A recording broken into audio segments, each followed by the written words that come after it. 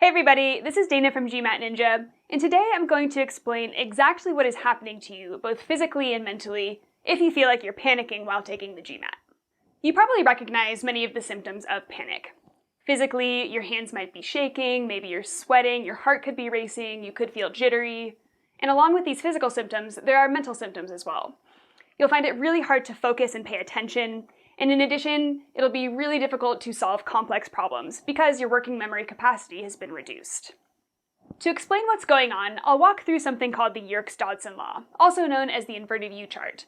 It's a psychology concept that dates back to the early 20th century. As you can see on this chart, we have two axes.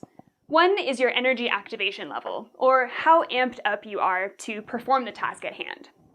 The other axis is your performance level, or how well you're actually doing that task. Someone who is here is really low on the energy activation scale and also really low on the performance scale.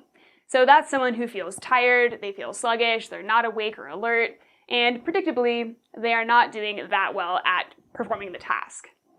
So what happens if we amp up their energy a little bit?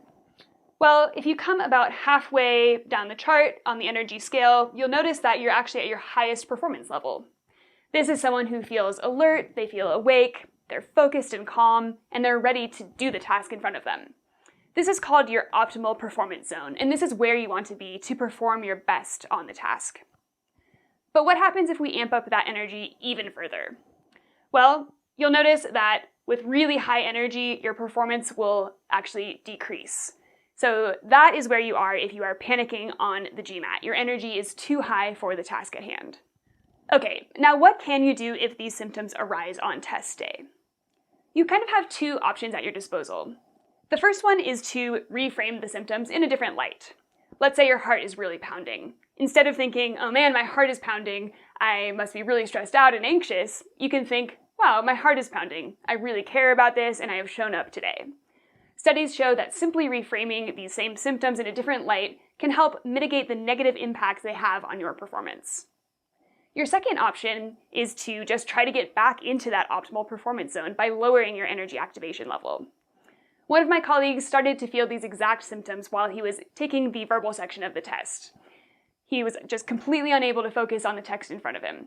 So he pushed himself back from the desk, he closed his eyes, he took some deep breaths, and once he felt more calm, he went back to the test. The good thing is that you can start to practice these skills now. You don't have to wait until test day. Think about starting a mindfulness meditation practice so that you can build these habits in a less stressful environment. Well, that's the end of the video. I hope that this brief look at what is really happening when you panic on the GMAT has been helpful. This is Dana with GMAT Ninja. Thank you so much for watching.